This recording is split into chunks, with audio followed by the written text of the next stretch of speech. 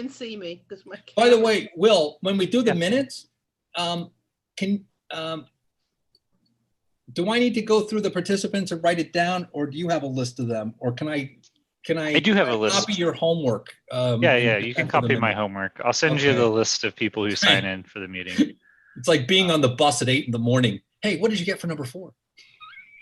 I'd like to take this opportunity to wish everyone a happy Thanksgiving. You could send me the emails. And safe. Yes, Everyone, be well, be safe. all of that for everyone here. I think to you, Ed and Barbara, I think this committee has done enormous work. I know there's a lot more to be done. There always is. But I haven't yet recovered that you told me that 30 people are running for the mayor. More to come. You're right, Barbara, more to come. Boy, a lot of people have money. Yeah, I don't know what time, but New York One's having a tribute to David Dinkins tonight, so I want to see that. I saw that, I took a picture with him. I have it in my phone at the opening of the 2nd Avenue subway. Well, and he I was worked very closely with him because he always talked about it. He was the first male member of the Women's Political Caucus, so we worked very closely together during those days. very nice man. Very decent man, very. I'm sorry I never got a chance to meet him. I was surprised. The New York Post of all had a very nice obituary on him. Yeah. I didn't read the Times, but I saw the New York Post one. No, the Times didn't have it because they don't print 3 editions anymore. So they had printed before he died. Oh, because it was last night at 9:30 or something. I know. Even a little later, because I got an email from Gail Brewer. That was the first I knew about it. And that was sad. I the email to this morning. I think it was like 12:30 last night. Very sad. But his wife passed away, I guess. A month ago. Yeah. Isn't that the way it always goes sometimes? I think it sometimes in life, like couples that have been married a very long period of time like that, I think it's the sense of loss and you're alone. I don't know. I tend to notice that.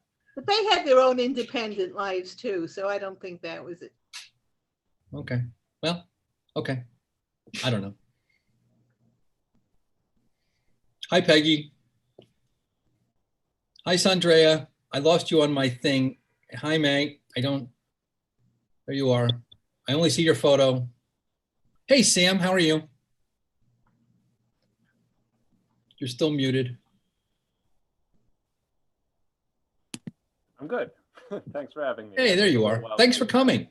My pleasure. Yeah, thank you, Sam. We're really excited, Sam. And you look great on TV last week. Oh, thanks. Thanks for watching. I'm Barbara. I'm here, but you can't see me because my video's not working. Well, good to hear from you. I can see everybody.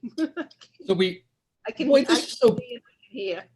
Can I just do a quick plug for the committee and everybody who's here right now? We're at like 20 people. Can I just say thank you to everybody? We've been averaging about 20 people at our meetings the last couple of years. And I just can't tell you. I remember when it was like 3 of us and my son had to boost the attendance when he was like 4 years old just to kind of get the numbers up. And I'm very happy to see everybody here. This is great. Well, it's good to be on. Because people can't go anyplace. Barbara, I was kind of hoping they would say the topic was so exciting we couldn't miss it.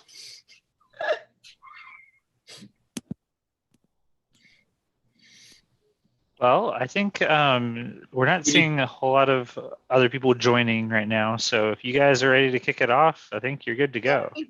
I think we should start. Yeah. Okay. You want me to start, Barbara? A couple of people called me and said that they're not tuning in tonight. Okay. Okay. I guess then we'll start. Will? Go for it. Okay. Are we recording? Oh yeah. Yeah. Oh, you're already streaming and recording. Okay. Welcome everybody. Yes, welcome to the November Community Board 8 Housing Committee meeting. I'm Ed Hartzog. That was Barbara Chockey. We're co-chairs of the committee. We're very happy that you're here tonight with us. We are very pleased to have back, after popular demand, I might say. I know he will be embarrassed by it. I can see he's a little embarrassed, turning a little red, but he was very well received in July. Sam Stein from the Community Service Society of New York. They do great work. I will plug Vic Bach, one of our longtime committee members, Rita Popper, close friend of Vic Bach, and that is how we were very fortunate to have Sam come. I'll stop bloviating. Sam is here to give us an update on what has happened since July on rent and eviction and foreclosure moratoriums, or as he and I discussed earlier, what may not have been going on since then. And as an added bonus, he is going to tell us about this report that just came out last week about really, really important stuff that could be happening to housing in New York City. So without further ado, I'm going to turn it over to Sam Stein. Sam, it is all yours. Thank you so much for that generous introduction. It's nice to be back with you all. And thank you for rescheduling this meeting for Tuesday instead of the Wednesday before Thanksgiving. I appreciate that as well. I forgot, Sam's cooking tomorrow. That's right. Are we all invited? Anybody, you know, outside, social distance, pass on. So today is November 24th, 2020. The last time I was here was July 22nd, so almost exactly 4 months ago. And when I was here last time, I talked about three things. I talked about the status of executive orders halting evictions coming from the governor. What I said was that they were really important, but they were incomplete. They didn't cover everybody, so people could fall through the cracks. And just the fact that they're executive orders mean that they expire and that there's always a little bit of uncertainty, which is not what you want as a tenant or as a landlord for that matter. The second thing is that I talked about was the state of rent relief. The state legislature had recently passed a program. That program basically helped people, in theory, it was supposed to help cover the difference between what you used to be able to pay and what you can be able to pay now if your income went down as a result of the pandemic. That program was almost universally understood to be too small, too difficult to access, and therefore likely to leave out many people who needed it. Then the third thing I talked about was three bills that the housing movement broadly, not every organization, not even always mine, the three bills that the housing movement was rallying behind. And those were first an eviction moratorium, which is to say putting it into law rather than just an executive order, covering everybody, residential and commercial, and saying it's going to last for the duration of the pandemic plus time to recover, to take out that uncertainty and to make sure everybody is covered at this time when staying in your home is the number one key to staying healthy. The second was something called a Housing Access Voucher Program, which would be a new state level rental voucher that would operate something like a state run Section 8 program and would be meant to both keep people from becoming homeless and to get the homeless into permanent housing rather than relying on our extensive and very expensive and underwhelming from the client experience shelter system.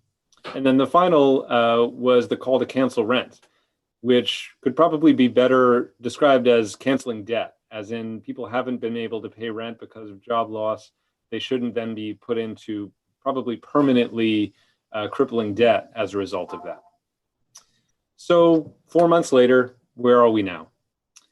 We've had successive executive orders since the ones that I talked about 4 months ago, some from the governor and one from the president executed by the CDC, which say that people shouldn't be evicted. But each one of them has its problems. They leave certain kinds of people out. They make certain kinds of people vulnerable. And as a result, we are starting to see evictions picking up, especially upstate, and people whose cases were in the works before the pandemic are seeing them now. There's a lot of confusion where people are getting eviction orders or eviction notices and they don't know what to do. People who have limited access to the internet where the courts are happening right now, people whose jobs don't have the kind of documentation they need to get the CDC protection, all sorts of ways that people are falling through the cracks. And so it's incomplete. There's a new op-ed just posted on city limits that kind of goes through the scenarios where people could still be evicted because of these executive orders are not really doing everything we need. And then finally, in terms of those bills, nothing has happened. The state legislature was in session was about to go into session when I was here last. They went into session. They took no action of any significance on housing at this time when we're in the greatest housing crisis in a long time, greater by many measures than the 2008 foreclosure crisis. And yet the state legislature is not taking it seriously enough to pass important legislation. They're waiting for the federal government to take action at a time when the federal government has said pretty explicitly they're not acting, at least for a while. So that's a major problem. Like I said, people are at risk of eviction. The rent relief program that we have has really been a disaster, exactly as people expected. We've seen 57,000 tenants who applied be denied. There was $100 million allocated to this from the federal government. Of that, 23 million has been distributed. Another 17 million has been promised but not delivered. And that means that the majority of the money has not been spent. And the Treasury Department is saying, if you don't spend this, you're going to have to send it back, which itself is atrocious. But the state government has not figured out a way to spend that money on rent relief. This is and should be a scandal. And like I said, they've taken no major action on the legislation that we talked about, either of those bills or any others to supplement them. Sam, just a quick question. Sorry to interrupt. Sure. What's the deadline on that money? Sorry, just to, I believe it's January 1st. Holy cow. Okay. Yeah, very soon. Jeez. And in the meantime, we've had federal aid drastically cut back since the last time I spoke with you all. Unemployment and underemployment are persisting. And our July survey called the Unheard Third, we're reporting out the findings from that week by week, but we're finding that low-income workers were hit far higher than anybody else by job loss.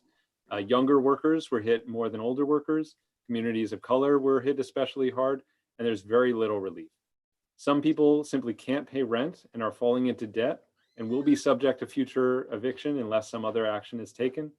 Some people are paying rent, really a surprising number given how many people are unemployed, but that means that they're missing other things. They're not paying bills and going into food. I'm sorry? Like food. Like food, exactly. There's a kind of perverse saying in the housing movement, the rent eats first. People are skipping meals and paying the rent. They're missing medicine at a time when health is really a top order priority. They're not paying other bills, which puts them into credit card debt, which usually has usurious interest fees. So this is a crisis. It can't go on forever. And that leads me to our most recent publication at the Community Service Society, which came out last week, which is called Corporate Windfalls or Social Housing Conversions, Looming Mortgage Crisis and the Challenges or Choices Facing New York. So this report lays out sort of a scenario. And it starts with what I just said. Tenants lost income and can't pay rent. What does that mean for the housing system as a whole as opposed to individual tenants? Well, one thing it means is it could be the sort of straw that breaks the camel's back for a lot of landlords who have mortgage bills coming up or tax bills coming up that they were counting on that rent to pay. But we should problematize this a little bit. Why were they so close to that margin? We did research and we found that many, many landlords in New York City have over-leveraged their buildings. They've taken out far more debt than the rent rolls themselves could sustain under the premise that they could sell their buildings for more in the future, that they could get higher rents in the future, or that they could cut back on maintenance. And we don't really, two of those things aren't happening and we don't want the third to happen right now. And that puts landlords in a bind. In the meantime, investors, some of the biggest private equity firms, hedge funds, also smaller New York-based funds, are lining up to buy distressed buildings that are in financial trouble, or to buy the debt from them. And now they're the new bank, essentially, that the landlords owe, and they can then foreclose on the property. So we argue that the city and state governments need to step in.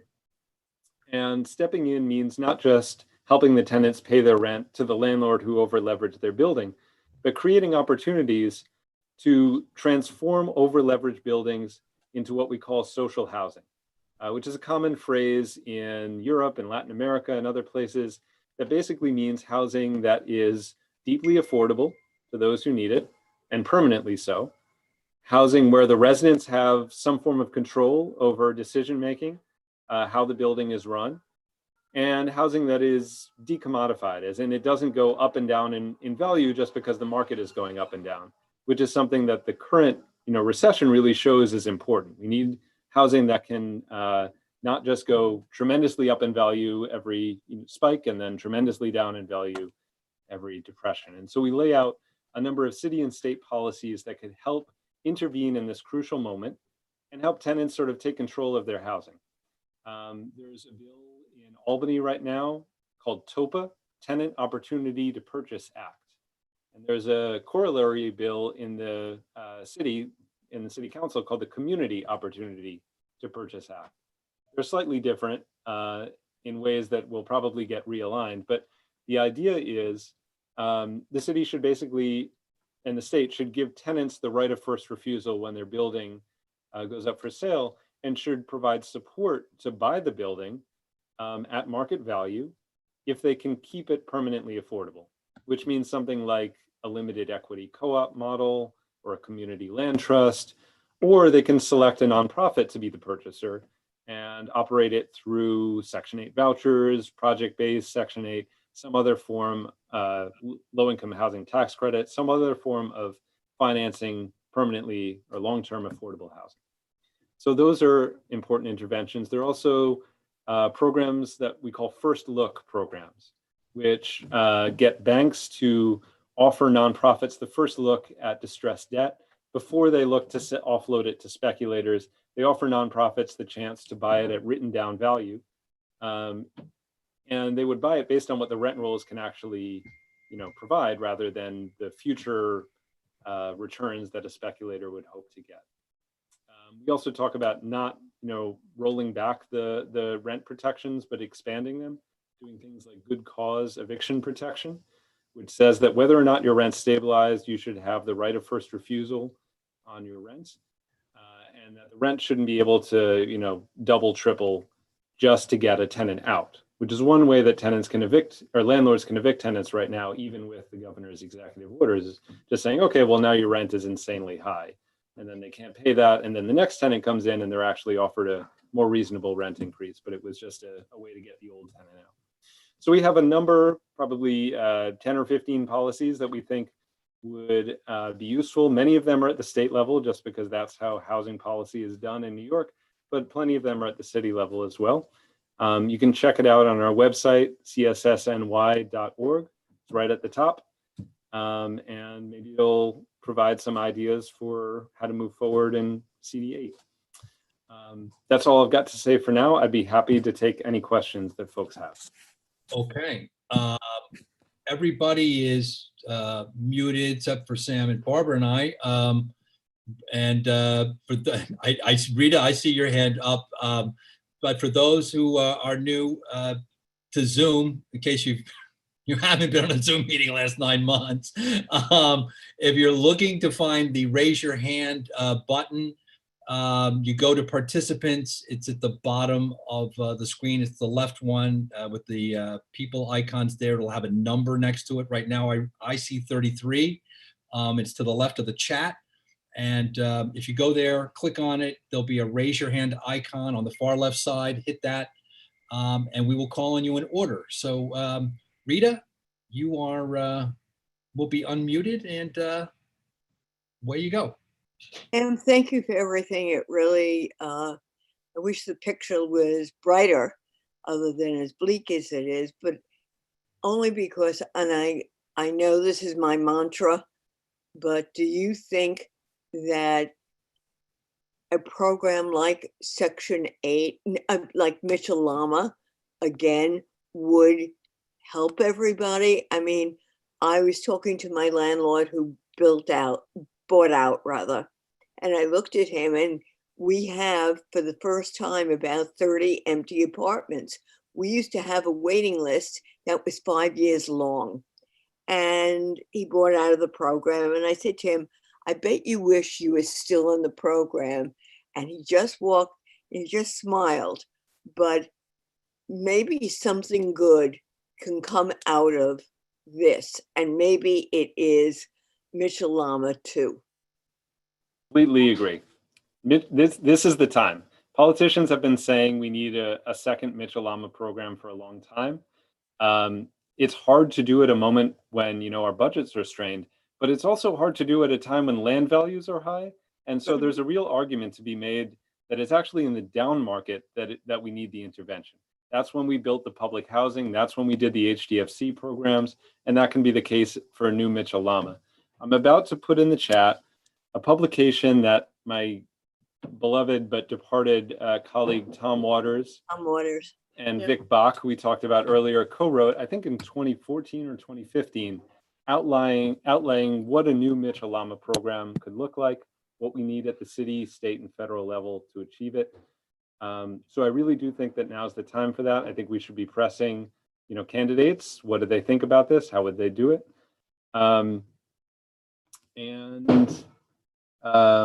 Yeah, the other thing to note is the developers are getting into affordable housing again. So one of the biggest recent real estate transactions in Manhattan was the Related Company, which, you know, recently developed Hudson Yards, is continuing to develop Hudson Yards, bought a pair of project-based Section 8 buildings in the Lower East Side. And Related actually sort of started out in that mixed for-profit affordable housing model.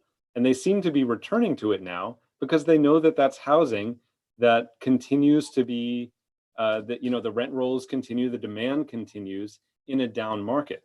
Whereas Hudson Yards is, you know, seeing vacancy at a tremendous rate. And so, you know, the speculators know this, the for-profits know this. It's time for the city and state to take action to make sure that they're not, you know, the future beneficiaries of the upmarket that follows this downturn. Instead, we have, you know, stable social housing. This is Barbara, but we need to make sure when we talk to candidates that we get some like on the Upper East Side, not just in certain neighborhoods. Because, you know, I can see that happening. Land's always, they're going to think land will come back, and they're not going to build it on the Upper East Side, which we do have some old Mitchell-Lamas, but we need new ones. And well, it's very important that they hear from the community board that you would want genuinely affordable housing in your neighborhoods, because the assumption is always that you don't.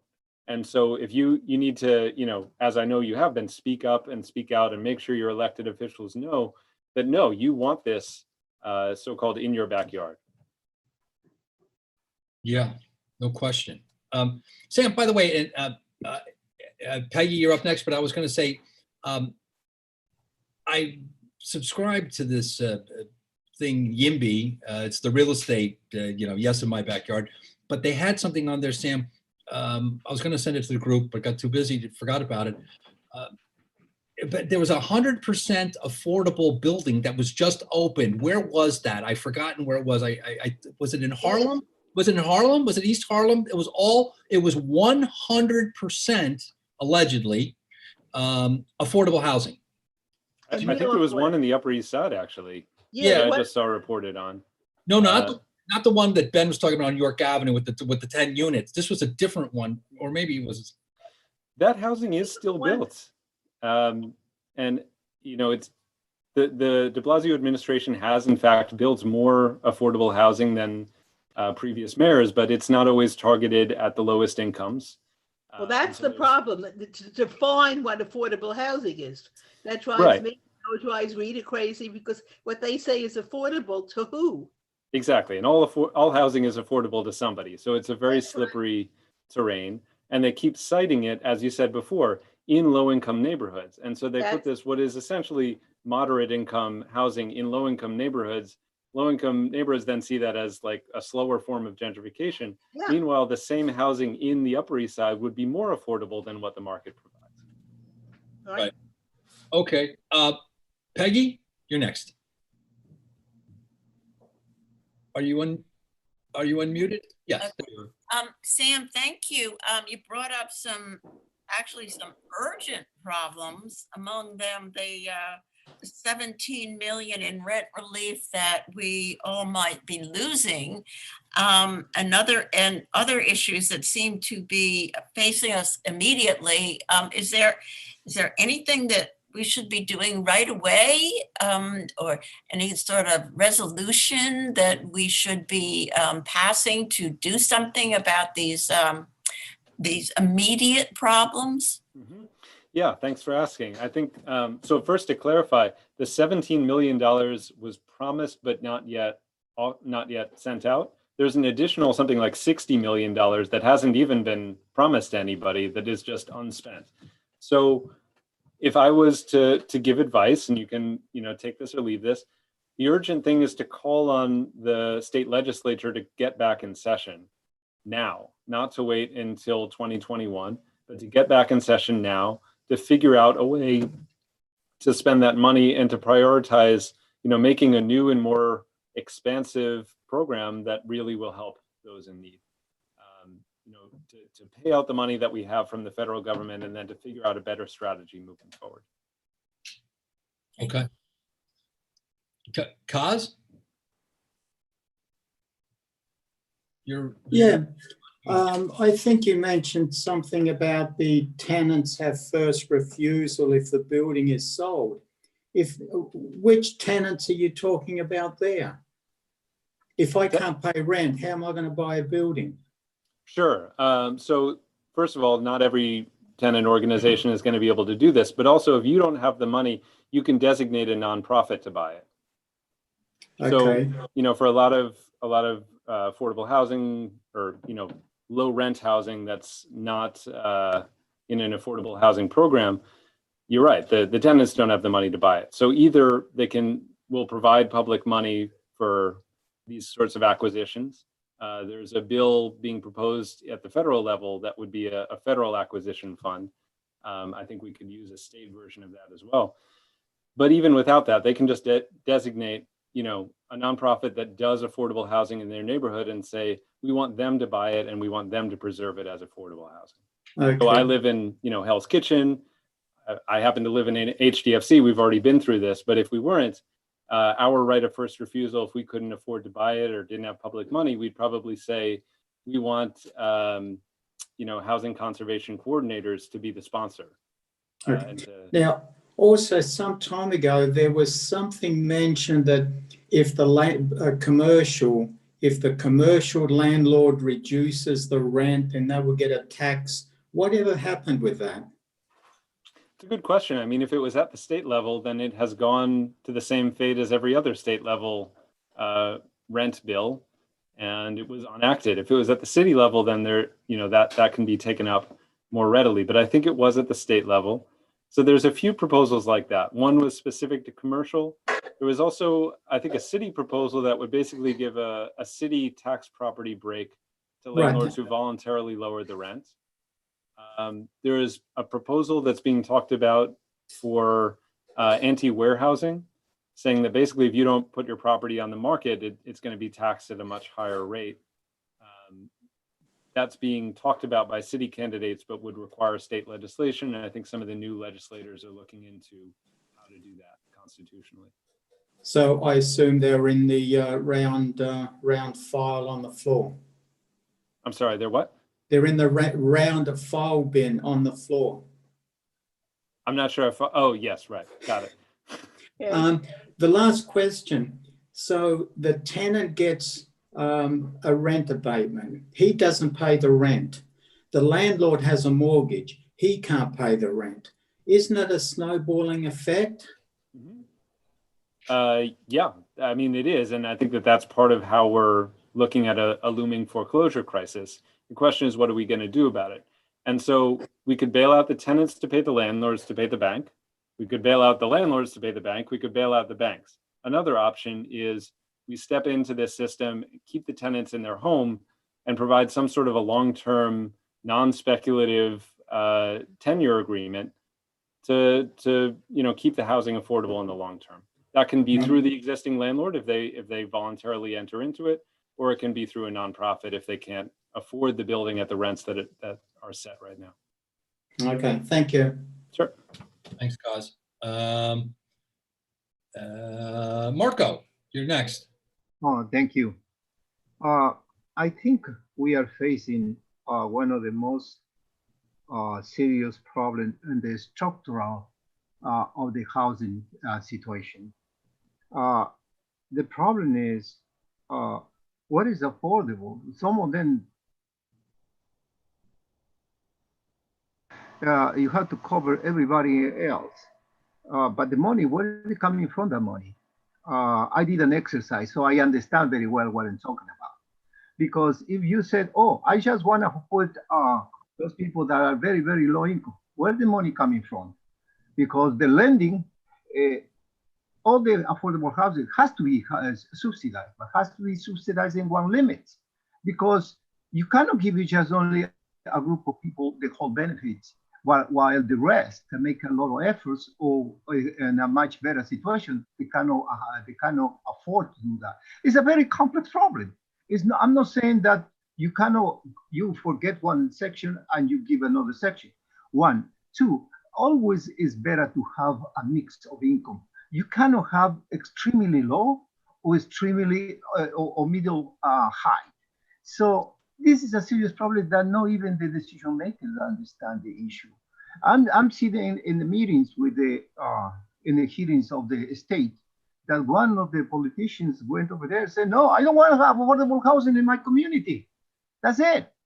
So it's because they don't understand how important it is to legislate, not only in our community, but in the whole entire city.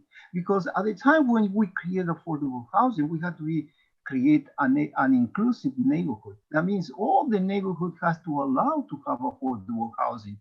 And now what's going on with the last year is most of the vacant lots that have in the declining neighborhood, they push the money over there. And they are claiming that they have 130,000 affordable units. If you compare with what is the demand of affordable housing, that by itself in the lottery program, you're talking about 1.1 billion of applications. This is information from the HPD, It's not my information. So that means the city resolved 12%, 88%, who is going to resolve that?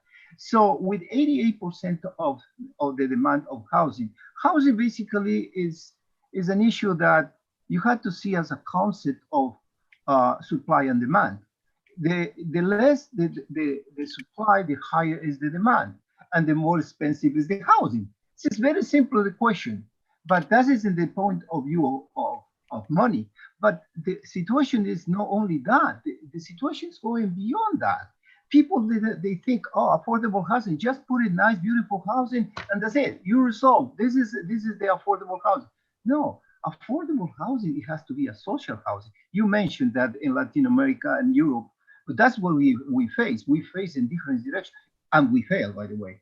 So we face with different concepts affordable housing, because when people move into one apartment, it's not to move in one physical space, but it has to understand the social integration that happens, the social engagement with that section, because people, when they move like it is another world that they live, and then they have the integration of the children, the children going in wrong direction, and that rather to create affordable housing, they create a destruction of affordable housing. And that probably you can see this is the nature problem, that not only is a huge institution, one of the largest one, but they also they misunderstand what is affordable housing. Not only when you provide affordable housing, you have to provide a future for those residents, not a future to have a consistent tradition. The family leads to another family within the same household. So the children, they believe that that is the way to live in affordable housing. This is the way to live in the world.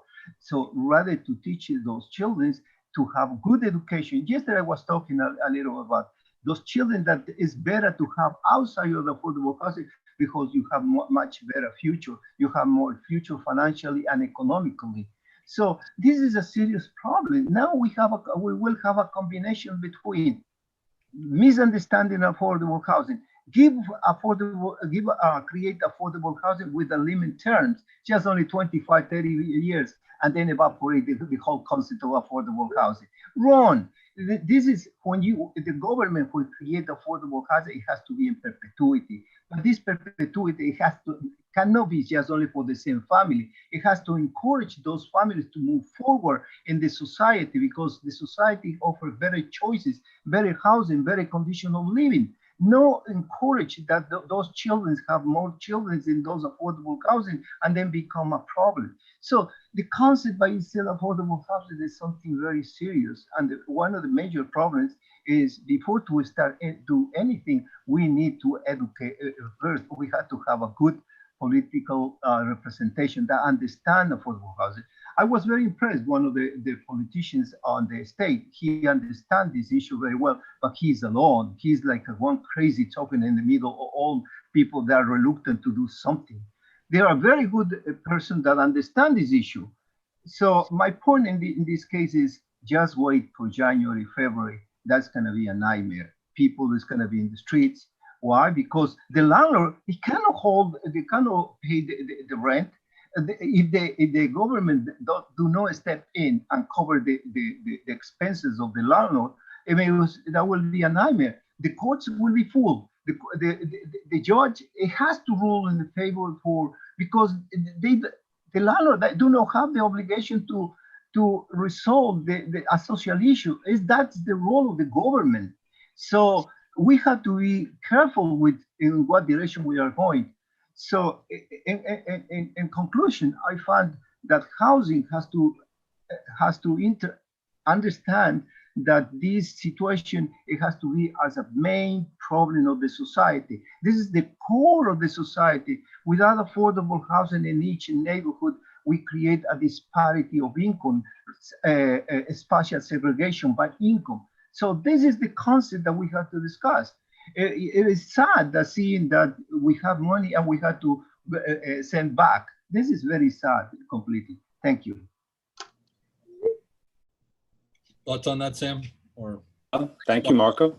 I mean, there's a lot on the table there. I agree that housing is a complex social field. It's not just about unit counts and little boxes in the sky, but it's about understanding the relationship between housing, social life, education, neighborhood, diversity, commerce, and everything else. And I guess I would agree that a lot of politicians tend to think of it in these narrow ways, but I think a lot of real estate developers do too. And that's sort of part of the problem of the profit-driven model of housing that we have. I'm not sure I agree on the intergenerational aspect. I think a lot of people live in the same kinds of housing for all their lives, and can pass that on to their children. And so I would expect the same right to affordable housing residents, but I respect the difference. But either way, I completely agree that if we don't take action now, things are going to look worse and worse into the future. And even just from a fiscal perspective, if it seems expensive to intervene in the housing market now, imagine the costs of not acting, whether that's in terms of growing homelessness, in terms of having to supply rental vouchers to a tremendous number of people without doing anything about the rent problem in the first place. It's all much more expensive than taking action. No question. Greg Morris. Greg? Hi, good evening. Sam, thank you for this time on kind of giving us the intel, and really appreciate the thoughts. You've made you shared some of the recommendations, you shared some of your thinking, and it's really appreciated. I guess my question is, what is it that a community board, this group of dynamic, smart people, can do at this moment to move a needle in some way? We all agree this is a significant, these are considerable issues, they're complicated issues, they're hard ones. You flagged some city legislation, state legislation. There's, I think, some common sense we probably share about what would make the most sense. I don't want to go off on a tangent about the way in which sometimes we talk about those folks in affordable housing. I think that's a conversation we need to be more thoughtful about. But let's just be very specific in this moment? Where's the low-hanging fruit? What is it that this body could do to create some movement, some momentum, or move a needle in any of the directions that you've proposed, of course, or shared during the course of this? Good question. Good question, and you all know much more about what community boards do and don't do than I do, but I will say, first of all, signal your intentions. Call on the state legislature to get back in session ASAP and take on these issues. Call on the federal government to do a new stimulus bill or take housing as part of an infrastructure package or some other way of intervening. A state bailout is certainly necessary so that the city and state don't end up in bankruptcy, which would be a disaster. Call on city representatives to maintain the budgets for housing and not let them fall into the sort of austerity trap. So that's all important. I think, support legislation that will encourage these kinds of social housing conversions if you agree with the model that CSS is putting forward. I think in terms of low-hanging fruit, one thing I didn't mention is certain kinds of real estate will probably be in trouble before multifamily housing. So, as a result of what I talked about with people making really tough choices and still paying the rent, rent shortfalls are not nearly to the percentage that income shortfalls are. So some people aren't paying rent, plenty of people still are. A lot of businesses are going out, particularly hotel and retail. So if we put retail aside for a moment, because it doesn't really work as a housing conversion program, hotels are a different story. There's good ways and there's bad ways to turn hotels into housing, but we're going to have to do it fast if we're going to do it in this moment where occupancy is way down. Tourism is probably not coming up for years. And so these businesses will be needing some sort of relief. And it doesn't really make sense to bail out the hotel owners at a time when they'll just be empty. And so we should be thinking about affordable, sustainable, safe ways of transforming hotels into housing. And the places that this is going to work best are in residential neighborhoods, not, the hotels that are out by LaGuardia and JFK and that are, not really great places to live, especially if you're coming out of a homeless shelter, but in the neighborhoods where people can find work, where they can get supports. And there's different models. It could be supportive housing where there's in-house services, and hotels are actually kind of set up for that kind of thing. They have conference rooms, they have dining services, like they have laundry services. That it's actually not that big a transformation, but it also could be more permanent housing aimed at people coming out of the shelter system. If you combine 2 rooms into one, put a kitchen into one of them, you suddenly have a large number of 1 or 2 bedroom apartments without going through the entire process of acquiring land, building new housing, and all the expenses that go along with it. So if this is something that you're interested, I would encourage you to signal it, to say, other communities are rejecting homeless people in hotels, we feel differently. Or we don't want to continue the failing shelter system. We want to build permanent, affordable housing that will help people transition out of the shelters and into something long-term.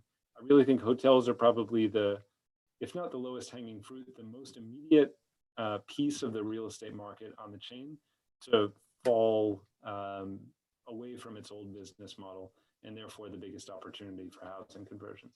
If I could jump in real quick, going the other way, Sam, and I can't think of it, it's on 64th Street between 2nd and 3rd in our community district. It's across from the eye near hospital on 64th. It was an apartment building. Mm-hmm. They've turned it into a hotel. So reconverting those kind of places can be a priority. Right. I mean, and even some of the hotels that we've seen already transition into temporary shelters that really should be invested in and turned into permanent housing, in my opinion. Some of those are former SROs. So they were a permanent residential model. Then they became these tourist hotels. Now they're essentially SROs again, which is more of a return to form than a new development. I think we can go one step further and turn them into decent housing and make sure that we don't have the return of the old welfare hotel model, which was really not good for anybody. Okay. That's interesting. And Sam, I do hope you'll stick around with us because I have the feeling that a resolution is brewing here in this group here. So I'd love to stick around to, as you said, get the most effective resolution that we can where we're going to direct it. Greg, thank you. Rita, you're up again. All right, I'll tell you what, Rita, I know you're next on the list, but Tyler, I don't know your last name, but Tyler hasn't spoken. So Rita, I'm going to take Tyler first and then come back to you because you've already had one question, if that's okay. Good. Okay. Tyler, I don't know your last name, so my apologies, but Tyler, welcome and you're up. Thank you so much. So this is my first time here, and I appreciate everything that everyone's been saying. I know that a lot of people are very passionate about this issue. And I noticed that we've been focusing a lot on the issue of converting units, which is obviously a very important one because, as you said, a lot of those units are already basically ready to go. But I guess I'm trying to understand how we can move beyond just conversion and really expand our housing stock. And in light of that, what we could do to reduce the input or building costs of this new affordable housing or market rate housing in general, just to ensure that we can help the most people possible, and we can ensure that housing is as affordable as it can be.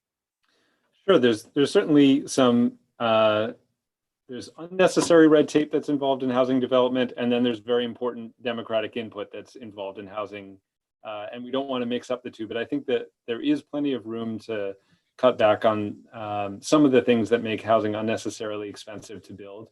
And I would say we should probably prioritize nonprofits in getting through the system to make it essentially easier, faster, and cheaper to build nonprofit housing than anything else. Because as we've seen, what you can make the argument that we need housing at all income levels, but the market is really only building to one of them. So we need changes to the regulatory system that make it more economically feasible to build housing at the rates that people really need. I think we're going to be seeing proposals from some of the non-for-profit developers around this in the next within a month.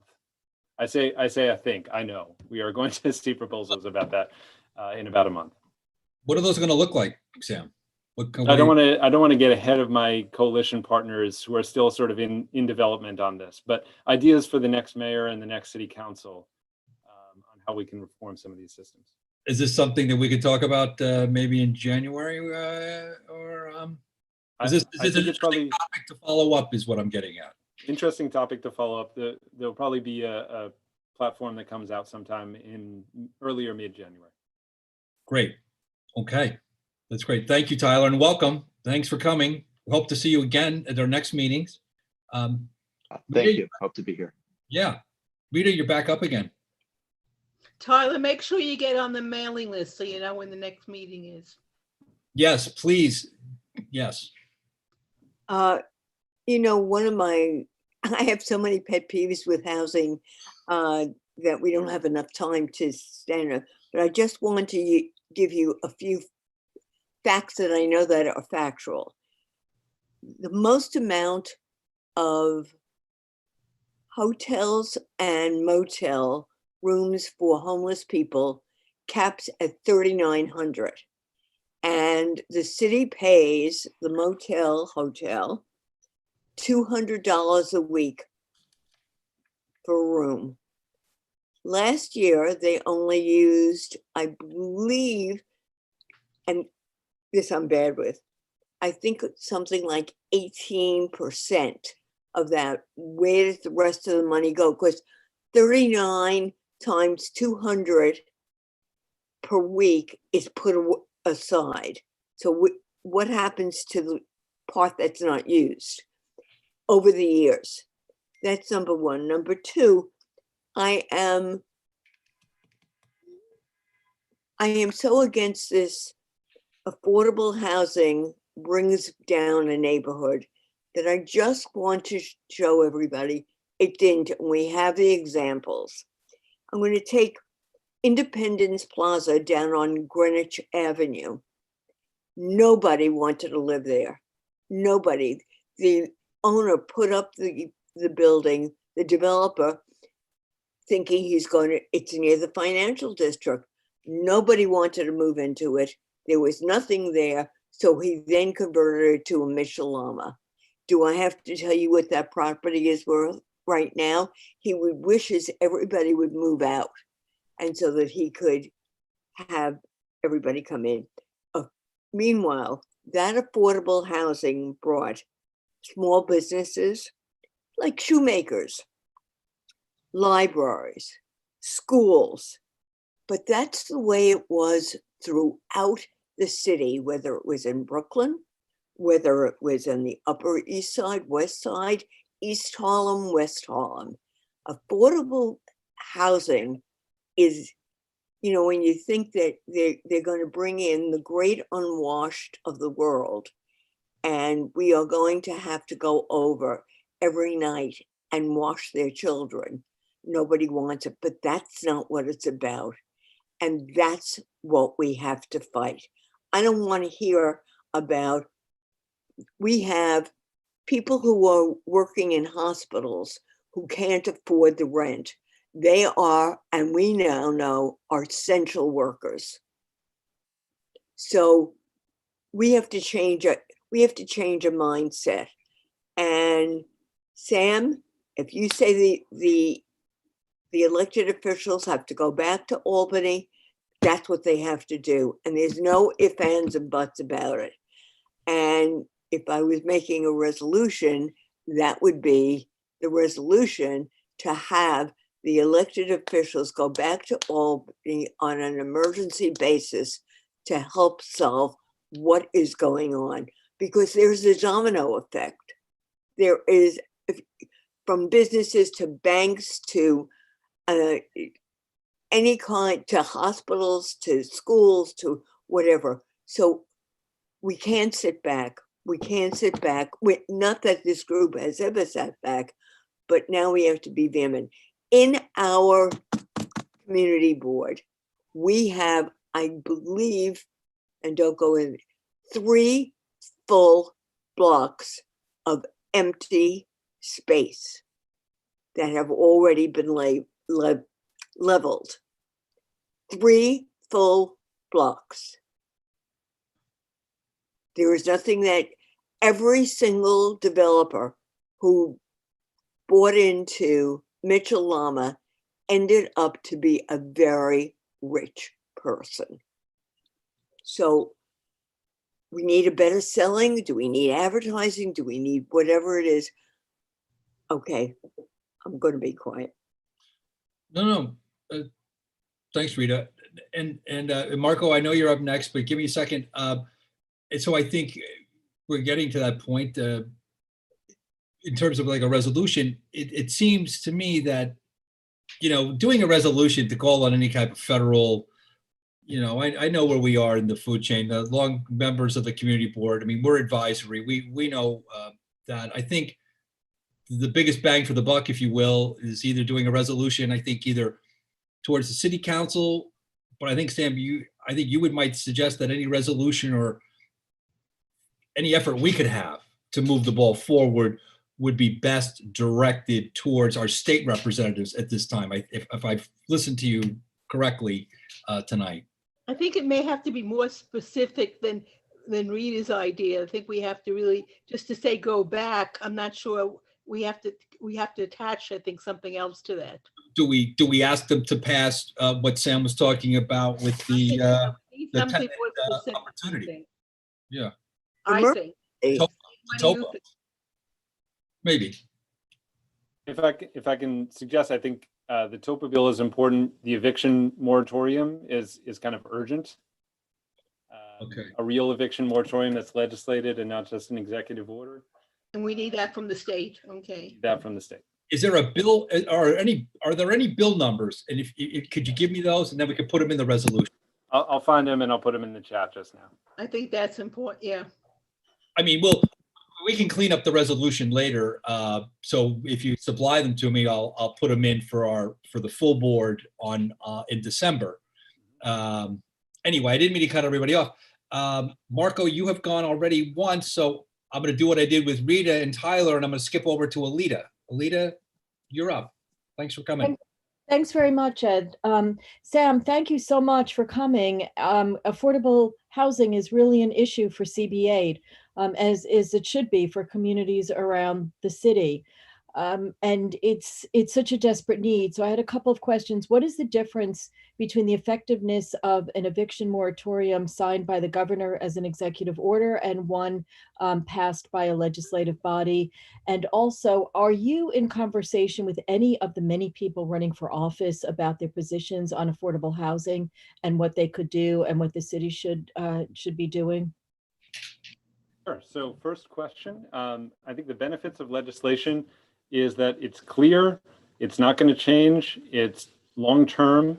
These executive orders have all been short-term. They've lasted about a month and then they've been extended, and often they've been changed with every extension. So nobody knows what's happening. They come the night before the last executive order expired. And so I think the legislation can be comprehensive and can be long-lasting. In terms of elected officials, my organization is a 501c3, so we don't make endorsements. We do limited political lobbying, but not electioneering.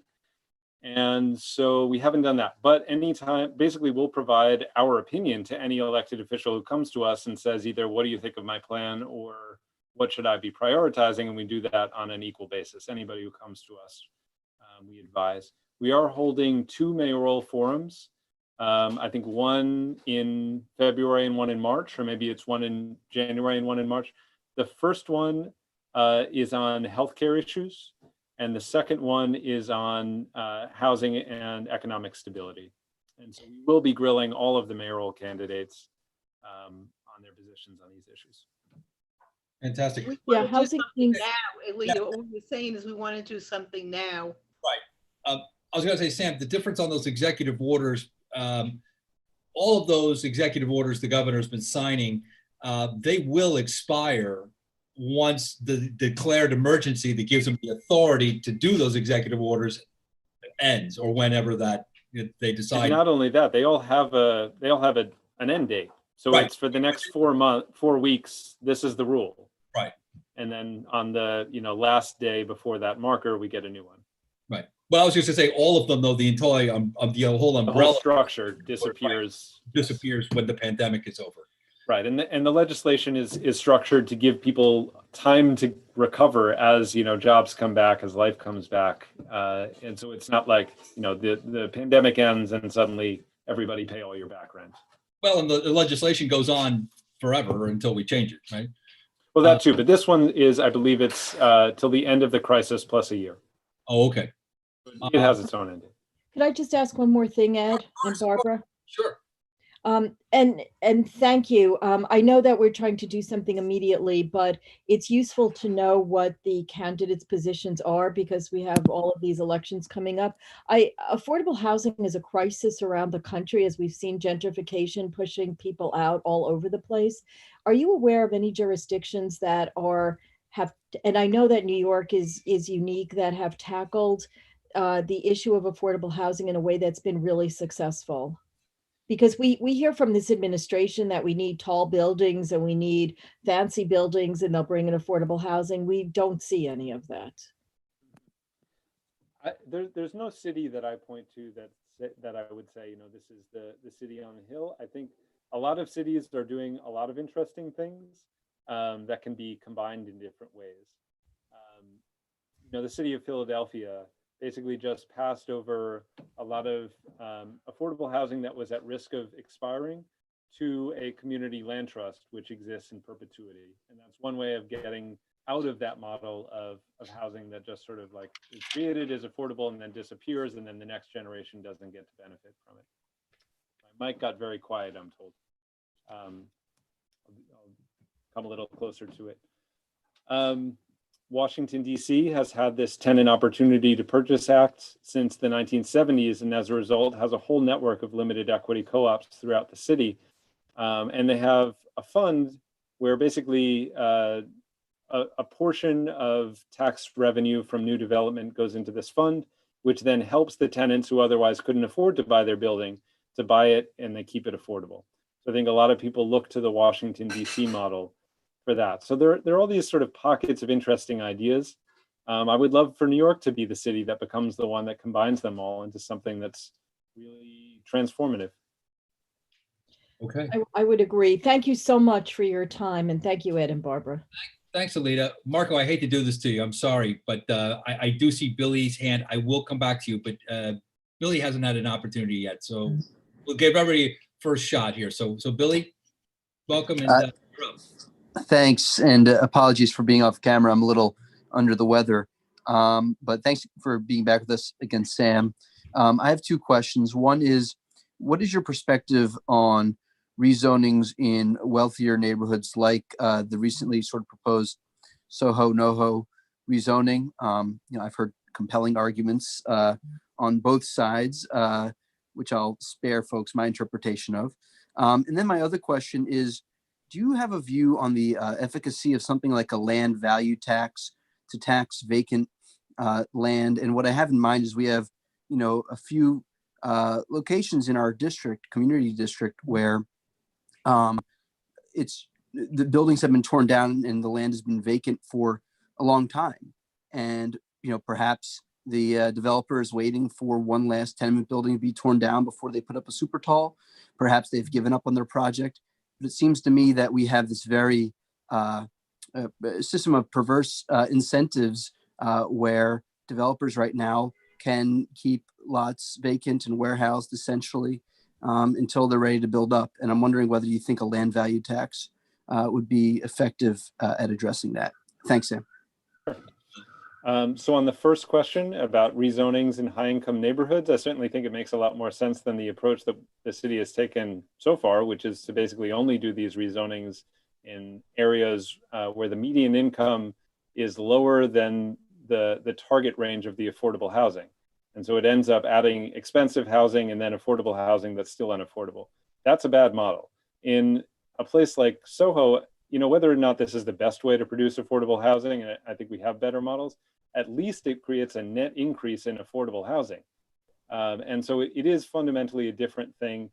The city's studies initially around MIH showed that it works better in high-income neighborhoods than low-income neighborhoods, but for political reasons, they rezoned the way that they did.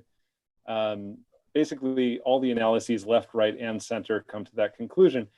And so, is it better to do it in a place like Soho than in a place like East Harlem? Yes.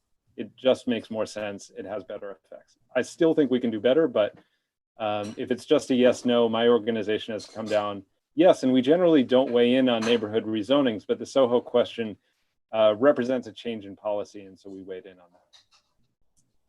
I agree, though, there are compelling arguments on the other side. I think we can all do better, but if it's just yes, no, we end up on yes. The second question about a land value tax, I think that's an old and important idea that we should be looking at now again. As you said, there's vacant land that landlords, banks see as more profitable to leave empty than to fill with housing if they don't think they're going to get the full market potential of 2 years ago on it. And so yes, we should be using mostly the state's power to tax, but the city does have the property tax as well. And can do interesting things on this. For any New York City history buffs, this idea was promoted by Henry George over 100 years ago, who was an economist who ran for mayor and very nearly won on the proposal that basically land is not a thing that the owner created and therefore shouldn't be something that they can profit from. They can profit from the building that they finance, but they can't profit from the land. The land's value is socially produced. It's valuable because of public investment in infrastructure, in the cultural activity of the neighbors, and the economic activity of other people. So there's a whole body of theory around this that folks can check out if they're interested. Wow, that's. I know on some of those sites we lost affordable rent-regulated housing, and now it's vacant because they were torn down. So we lost. So it's a double loss for the community.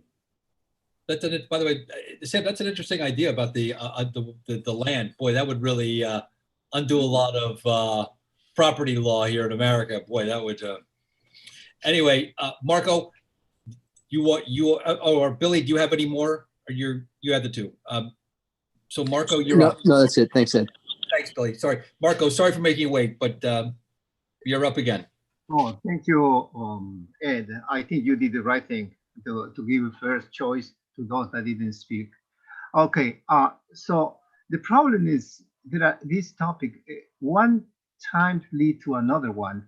And right now you raise another issue uh, that I don't want to touch that issue that you just touched because I have an idea, I have a plan because it's true what you describe about land.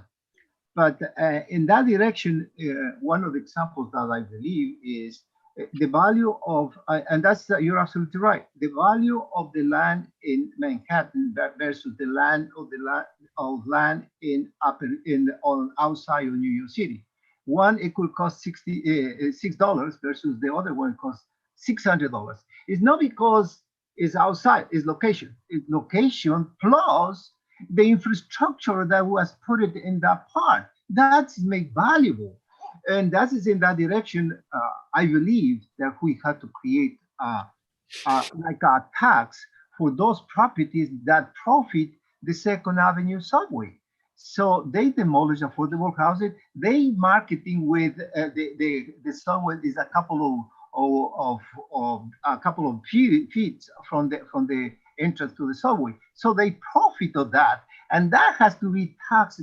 And the only way that I believe is to at least return back the dwelling units the affordable units that was demolished. But this is, I don't want to go in that direction because this is another topic that I love to discuss. But the issue is I would like to raise is the empty hotels.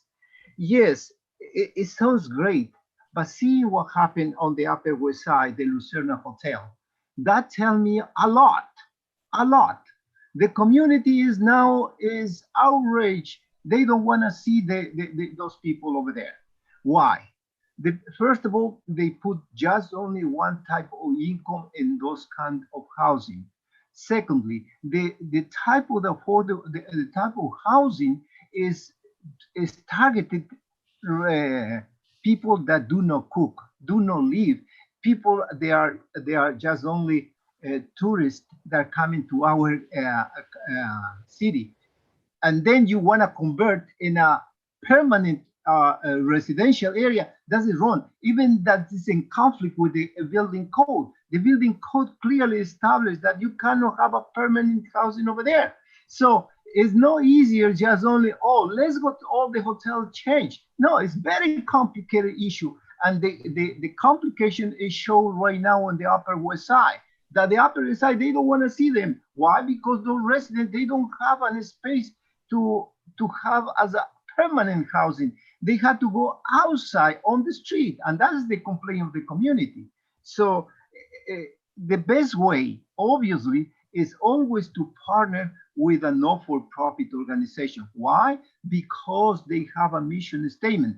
While they call right now, those people, they call, they have a special name, I forgot. These people, they are not-for-profit, but the goal is, the mission statement of them is to don't look for profit, look for develop affordable housing versus the regular developer. This developer, they think had to make more money every single time. So they don't have this is their goal. And they are nothing wrong, by the way. That's the capitalism working at its best. So what is wrong is our decision makers, they allow to step in this kind of housing, people, this kind of developers that they are money hungry. And this is where we had to stop. We had to think more as a social housing. And the mission statement of this not-for-profit almost match with the needs of affordable housing. Because if you create the HDFC program, this is a failure too. There are good examples, but there are a lot of failures. I've been in this kind of housing, they're seeing that those people, they don't want to pay nothing. They want to live free. Others, they pay very well, they maintain very well, even though that they bought the properties in $500, these apartments. But the issue, others, they sold the apartments in hundreds of $1,000s and they left, they took the cash in. So I think the best way is any decision has to start thinking is working with a not-for-profit organization, with these people that understand their mission statement is to stay right here, to enforce the law, to enforce the housing has to be maintained by the residents, not by the government.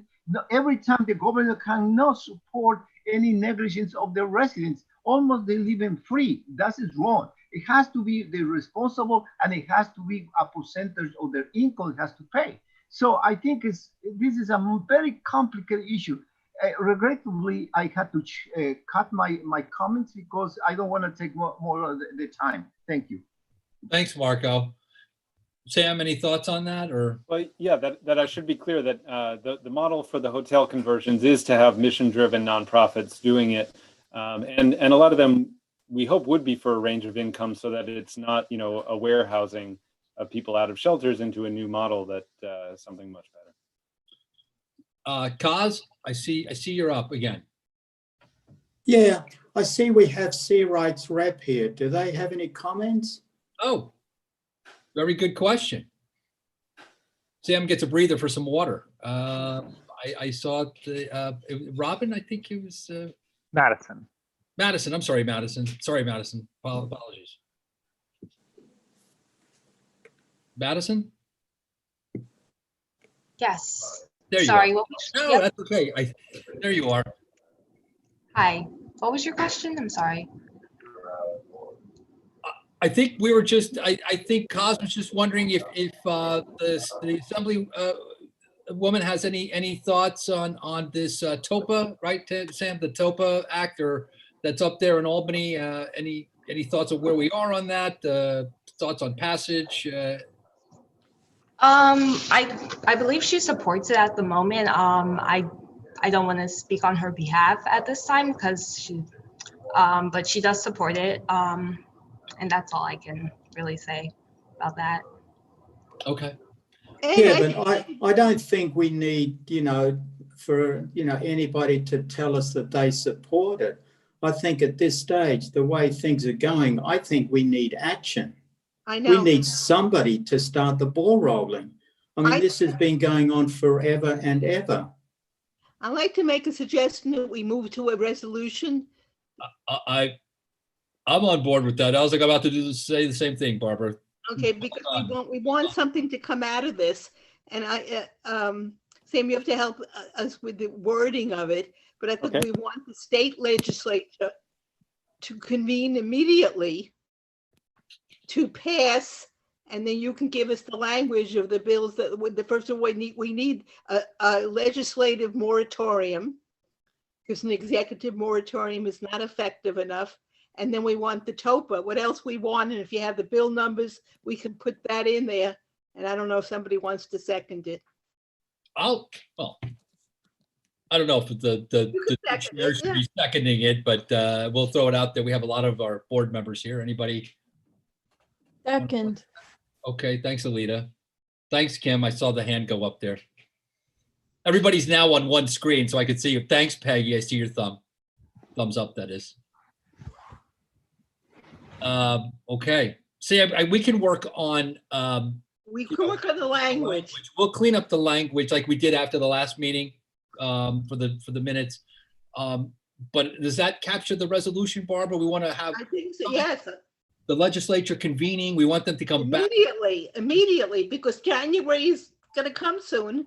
Right. We're not waiting for the new members to get up there. We have enough now. We don't need a supermajority. We have enough already as it is to get this through. And should get through the Senate and the Assembly. All right.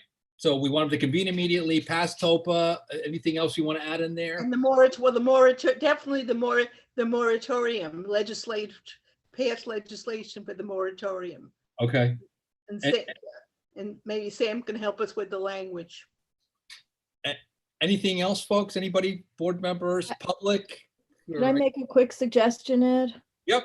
Alita, so instead of immediately, have a date, like no later than November 30th or December 1st. I think immediately. Let them define immediately. That's the problem, is defining immediately.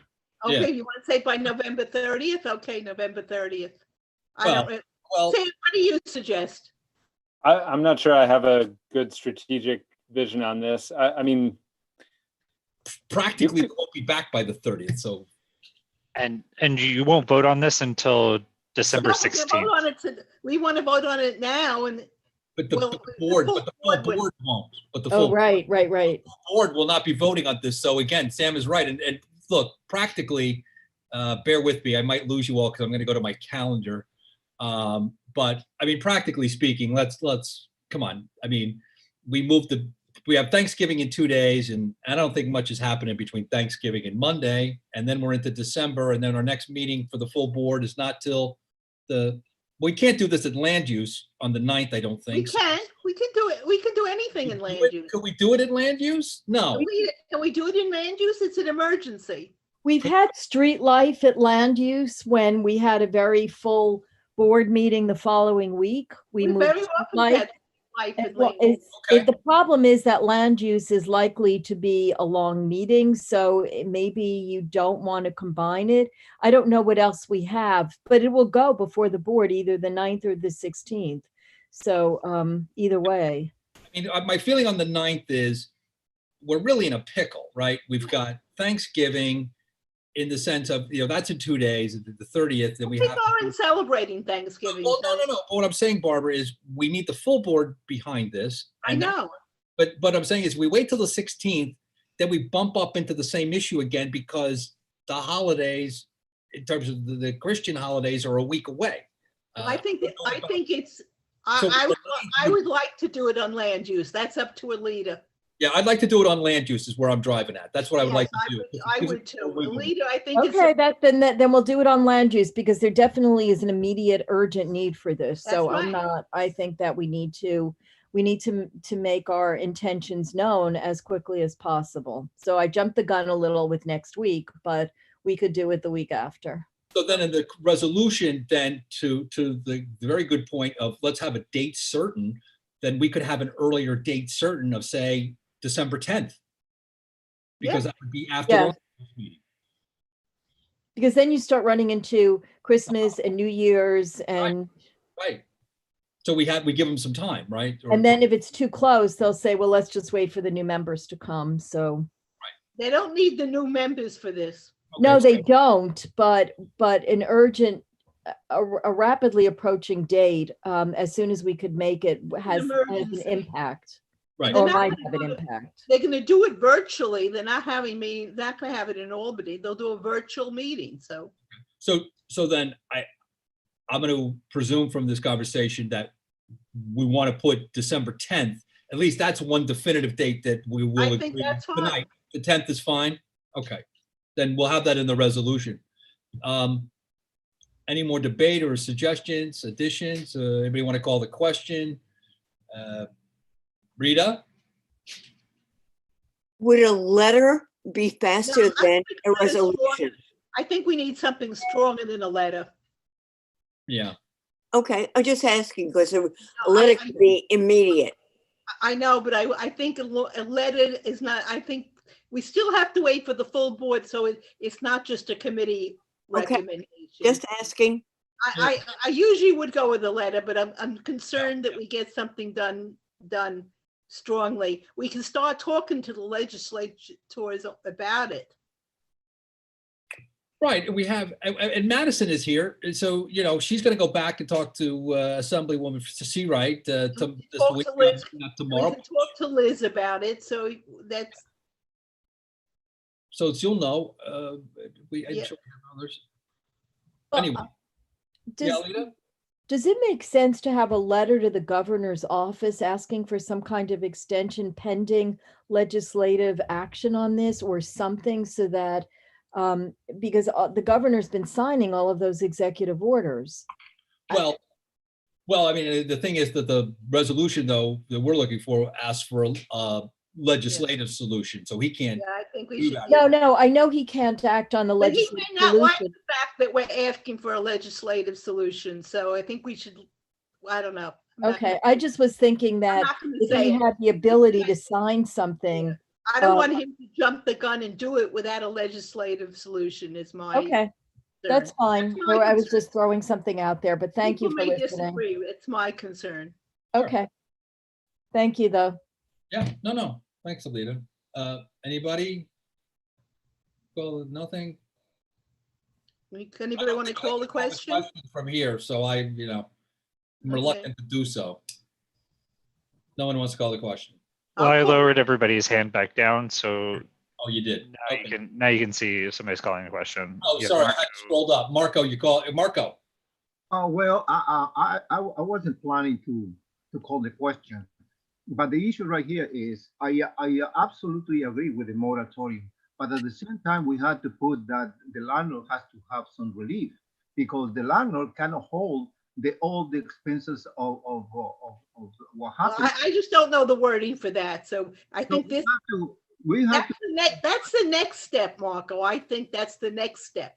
First, you have to get the tenants relief, and then the next step you can get. Yeah, sure, we need but that's another step, and I have no idea how you do that. On the issue, because I think it will be unfair for one part. Because in any event, who is responsible for housing is the government, it's not the landlords, and we have to respect the landlords.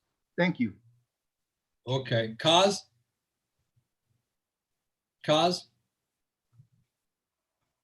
Rita. Yeah, I was going to call the question, but at the same time, I have a question. Why can't we write a letter and write the resolution so we start the ball rolling much quicker? We can still do both, write the letter and pass the resolution at the full board. Okay, I have no problem with that, except, okay, Anyway, call the question. Okay. Anybody, Will, you have this? Will, are you still here? Yeah, I'm here. What do you need? We're calling the question on the motion, so should we just, like we usually yeah. full board, anybody who wants to vote no or abstain or not vote for cause, let you know? Yes. So raise your hand right now virtually in the participants menu if you would like to vote no, abstain, or not vote for cause on this issue. It looks like we have 1, 2, 3, 4, 5, 6, 7, 8, 9, 10, 11, 13 members of the board here. This is great. And I would, Ed, would you read out all of their names so that if you... Oh, I'm sorry. So it's Barbara and myself, along with Alita Camp, Anthony Cohen, Kaz Spagnaletti, Gail Barron, Gregory Morris, Kim Selway, Marco Tamayo, Peggy Price, Rebecca Lamorte, Rita Popper, Sandrea Coleman, and that's all I see right now. Did I get everybody? Billy was here. He was under the weather. He might have taken off. I just wanted it read into the public record. Oh, Billy, are you here? No, he had to leave. He left. Okay. I guess then that passes. And anybody have anything else? Jokes? Tips for turkey? No, nothing. Zip. Okay. Well, then I guess we'll entertain a motion. Well, before that, Sam, just for me, and I think from everybody here and the folks who were here and had to leave or whatever, but great to have you. We look forward to having you back. And I know you'll be getting a call from me early next year for January or February to hear about this project you're working on. But great. Thanks for having me. We need language from him before January, right? We'll get that, of course. But you know, other than that, before we adjourn, though, just from us, happy Thanksgiving. Thank you so much. Stay safe out there, folks. And I would say don't have too much pumpkin pie, but I would be telling you to do something that I probably won't, be able to hold up on my end. So enjoy. And we'll entertain motions for adjournment. Stay safe, everybody. Yes. Any motion to adjourn from anybody? Motion to adjourn. Okay. Goodbye, everybody. Anthony has his thumb up. You're seconded. Thank you, Anthony. Thanks, everybody. Have a great holiday. We'll see you in December, hopefully. Thanks. And Ed, your December date is December 23rd? I think it is. Okay. Yeah, for those of you still here and hanging around, I don't know if we'll do it before Christmas Eve, but we'll let you know. Well, why don't we do it Christmas Eve? Oh, great. Well, okay. Well, your regularly scheduled date is December 23rd, so. Okay. All right. And if you want to send me an agenda, because I'm going to send out the notice today. So. All right. Thanks, Will. Thanks.